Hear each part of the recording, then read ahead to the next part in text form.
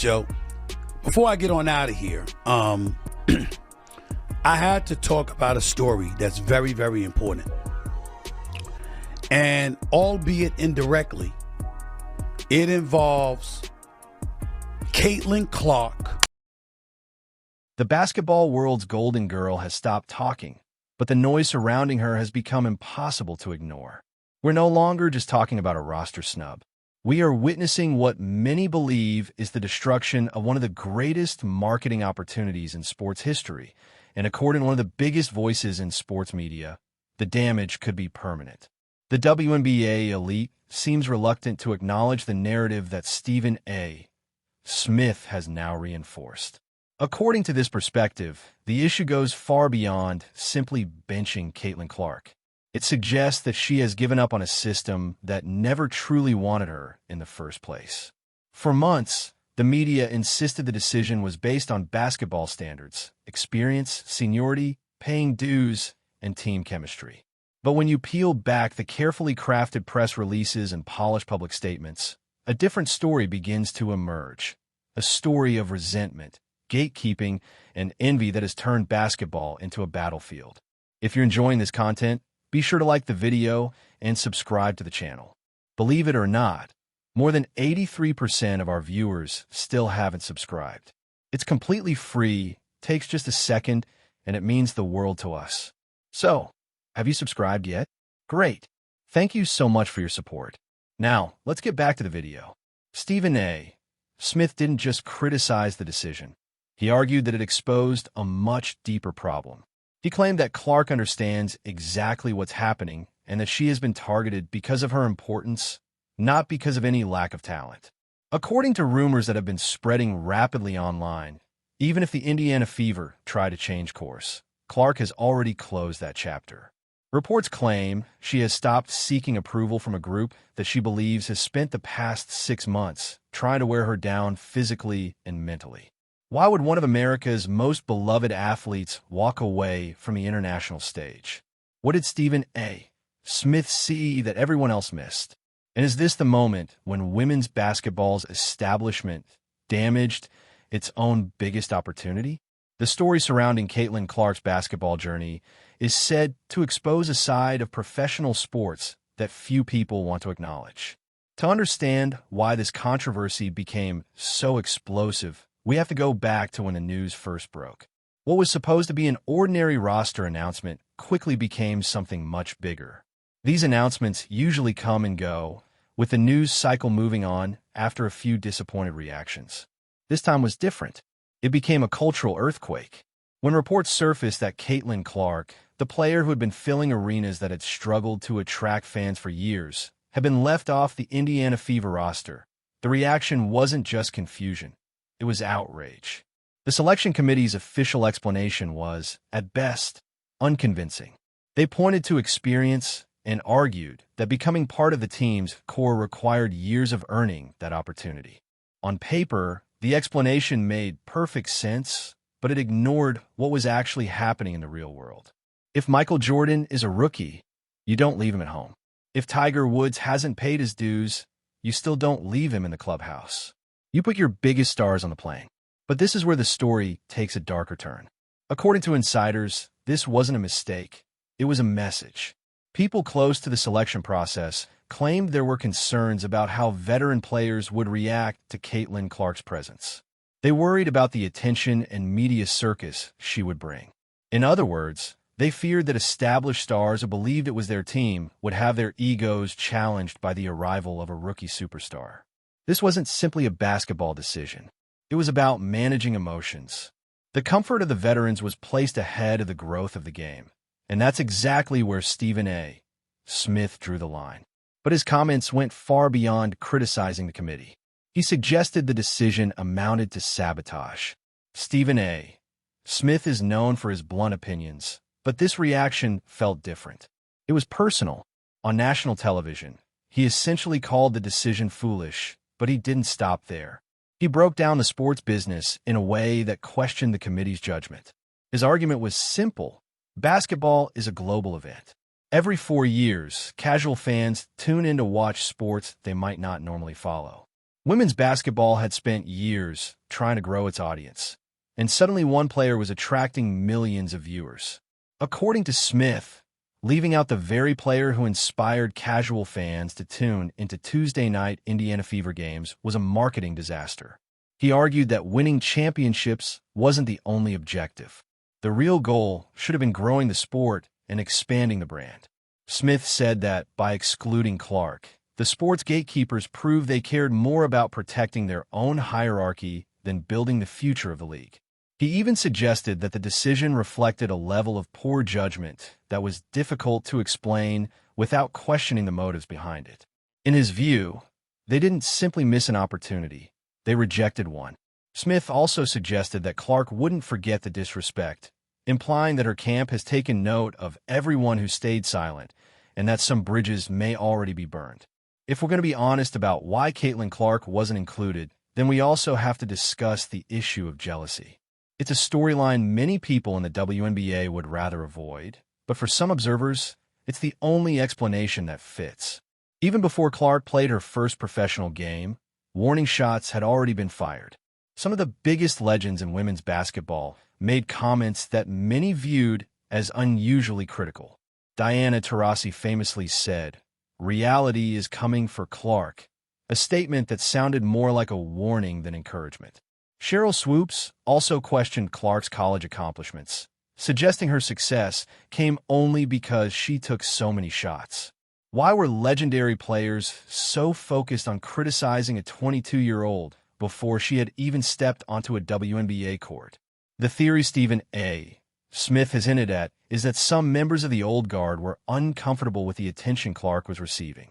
They played in empty arenas, flew commercial flights, earned smaller salaries, and received far less recognition. Now a young player from Iowa had sold-out crowds, private flights waiting for her, and multi-million-dollar Nike endorsements before playing a single professional game. Jealousy may be a natural emotion, but in professional sports, veterans usually support the rookie who brings more money and attention to the league. When Tiger Woods transformed golf, other golfers benefited from the increased prize money. According to this narrative, the opposite has happened in the WNBA, where some critics believe Clark has been punished for becoming so popular. Some even argue she may secretly be relieved that she didn't make the roster because of what they describe as a toxic environment. The tension didn't end with press conferences, it spilled onto the court. This is where the story shifts from controversy to player safety. Anyone following the games has seen that Caitlin Clark often receives a different level of physical contact. This isn't just about tough defense. It's about plays that many fans believe go beyond basketball. Supporters frequently point to the now famous incident involving Alyssa Thomas, where Clark was knocked down before the play had fully developed. After a heated exchange, Clark ended up on the floor in what many described as a cheap shot. Critics then questioned the league's response. Was there an immediate suspension? No. Did veteran players quickly defend Clark? Again, no. In fact, several players and media personalities suggested she simply needed to get tougher, calling it welcome to the league. Stephen A. Smith argued that this represented a clear double standard. He suggested that if a player like LeBron James or Stephen Curry had been treated the same way, the league would have acted immediately to protect one of its biggest stars. Instead, many felt it became open season on Clark. That also ties back to the international team discussion. Why would Caitlin Clark want to spend a month with teammates whom she may feel either contributed to or ignored the treatment she received? According to this narrative, the trust is gone. It's difficult to build team chemistry when you believe others want to see you fail. That brings us to one of the biggest rumors surrounding the situation, the idea of a soft quit. After the roster announcement, reports suggested Clark could have been offered an alternate position, essentially serving as a replacement if another player became unavailable. It was viewed as a way of saying, "We still value you," without giving her a place on the main roster. However, other reports claimed Clark wasn't interested in being a backup option. According to those rumors, she politely but firmly declined the idea, believing that if she wasn't good enough for the main roster, she didn't want to wait on the sidelines. There was no dramatic press conference. She didn't lash out publicly. She simply stepped away quietly. Stephen A. Smith's recent comments seem to reinforce that interpretation. He suggested Clark now understands just how much influence she has. Right now, many believe she is driving the WNBA's business. She doesn't need the Indiana Fever to build her brand. Rather, the league has benefited tremendously from hers. In many ways, the message appears to be, you made your decision. Now live with it. By stepping away and taking time for herself, some view it as a powerful statement. And according to the narrative, that's exactly why the establishment is so frustrated. They thought she would beg. They expected her to be grateful for whatever was left over. Instead, she's enjoying her time away while they play in front of television audiences that may be only a fraction of what they could have been. The numbers don't lie, so let's talk about them. The Caitlin Clark effect is real, and it's measurable. Her games are drawing the highest television audiences the WNBA has seen in nearly 2 decades. Compared to games without her, ratings have reportedly increased by 300% to 400%. Whenever Clark plays, arenas are packed, and when she visits opposing teams, games are often moved to larger NBA venues to accommodate the crowds. She has become the league's biggest attraction. Stephen A. Smith made this point very clear. Basketball is a television product, and networks like NBC spend millions of dollars for the rights to broadcast these games because they want ratings. According to this argument, leaving Clark at home was like setting money on fire. The response from Clark doesn't require words. She doesn't have to do anything except stay home. If the ratings for those games end up far lower than a typical Indiana Fever regular season game, the numbers will make the argument for her. Millions of viewers who might have tuned in will simply be doing something else. That's why many see this as more than just a basketball decision. It becomes a business decision, and in professional sports, losing money is often the one mistake organizations cannot afford. We also have to talk about the culture that many believe made this possible. Some fans argue that the WNBA has developed a mean girls culture, operating like an exclusive clique where newcomers must go through a difficult initiation. For years, the league has been close-knit. Players know each other, play overseas together during the off-season, and have shared similar struggles. Clark represents something different. She represents a new audience, bringing casual fans into the sport.